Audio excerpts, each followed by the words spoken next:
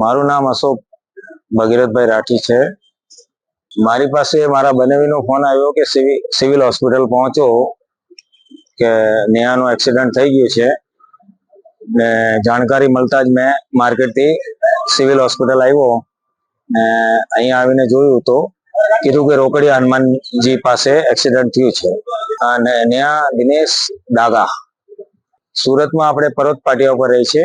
એમને એક છોકરો ને એક છોકરી છે। છોકરો સીએ માં ભણે છે ને છોકરી પણ ભણે છે। બેનની ઉંમર 44 જેવી છે। બેન શું કામ કરતી? ગૃહિણી છે। હસબન્ડ નું કામ અનાજનું બ્રોકરિંગ છે। સર તમે એના કોણ લાવો?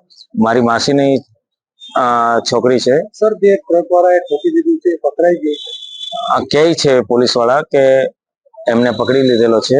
સર તમારી કઈ માંગ છે? સર માંગ હવે શું, અમારી તો વસ્તુ ચાલી ગઈ છે। શું મેસેજ એવો આપતો બીજાને? એક સરસ મેસેજ શું આપતો? સરસ મેસેજ હવે શું આપીએ? રોડ રસ્તા ખાડા ખોપચા છે ને એના પછી પણ આ બધું ચાલે છે ને હવે ને હેલ્મેટ પહેરવો ખૂબ જરૂરી છે।